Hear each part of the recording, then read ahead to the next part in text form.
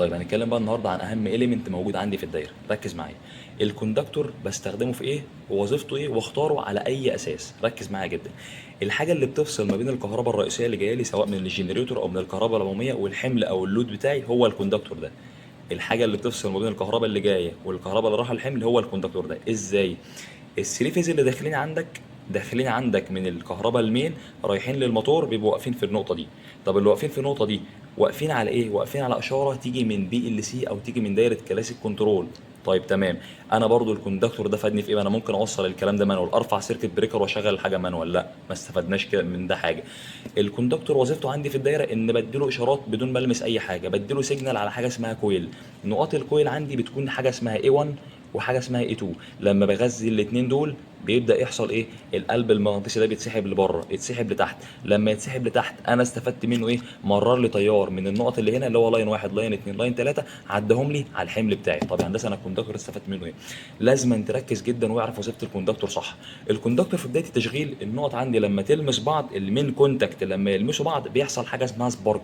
سبارك او شراره بسيطه. طب الشراره البسيطه دي بتاثر عندي في ايه؟ ركز بقى. السبارك دي لو حصلت ممكن تعمل حاجه اسمها ويلدنج في اللحام. طب حصل عندي ويلدنج في النقط دي، يعني النقط دي خلاص لحمت مع بعض كده، عملت كده. طب النقط دي لما لحمت إيه المشكله اللي ظهرت عندي؟ البي ال سي وقف اشاره. ما فيش اشاره جايه لي دلوقتي من البي ال سي ولا اشاره جايه لي من الكلاسيك كنترول، ومع ذلك الموتور بتاعي شغال. طب ازاي يا هندسه؟ حصل لي عمليه ويلدنج للنقط من كتر السبارك، من كتر التشغيل والفصل حصل سبارك للنقط دي. طيب تمام. النقطه المهمه في حاله الفصل بقى في حاجه اسمها القوس الكهربي، والمهندسين يعرفوا الجزء ده اكتر. ايه هو القوس الكهربي ده؟ ده بيحصل اثناء فصل الكوندكتور. خلاص هفصل الحمل، الاشاره البي ال سي فصلت، هيبدا الكوندكتور يفصل عندي. طب الكوندكتور بدا يفصل عندي. لو الكوندكتور بدا يفصل عندي بيحصل حاجه اسمها ارك شوت. الارك شوت ده نسبيا كده بيوصل الامبير فيه لالوفات الالوفات. طيب انا خلاص انا الارك شوت ده ممكن يعمل ايه؟ الارك شوت ده ممكن يسيح لي الكابل كله. طيب نسكيب النقطه دي. عندي الكوندكتور بقى اصلا هو عباره عن ايه؟ والتكوين بتاعه عباره عن ايه؟ عن حاجه اسمها مين كونتاكت. دي المين كونتاكت اللي هم الثلاث نقط اللي هم الثري فيز اللي داخلين لاين واحد لاين اثنين لاين ثلاثه. وعندي نقطتين اسمهم A1 و A2.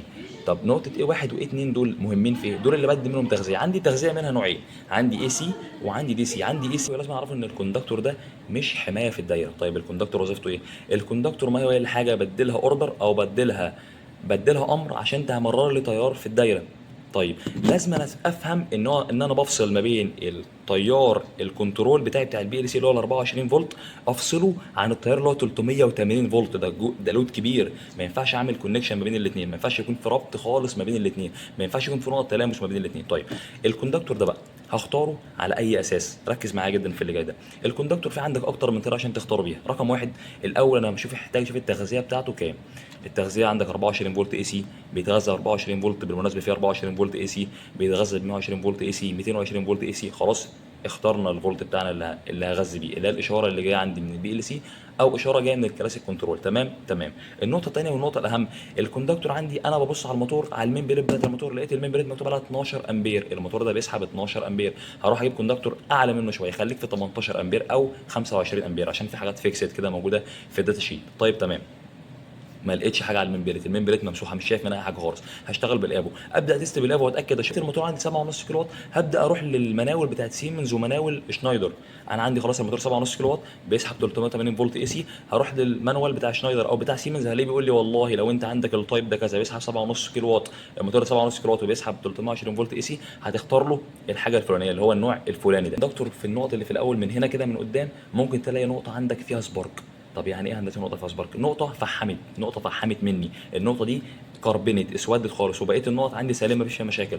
طبعا المشكله دي تقابلنا فاحنا ما بنكونش عارفين المشكله من ايه. المشكله دي بتكون ان الفازات عندك ما فيهاش، مش واخده نفس الحمل، مش واخده نفس الجهد. في فازه الامبير فيها اعلى من الثاني، في فازه بدا يحصل فيها فيلير، في فازه فيها مشكله، فتبدا تشتغل على الفازات وتقيس كل فازه لوحدها في اوقات مختلفه.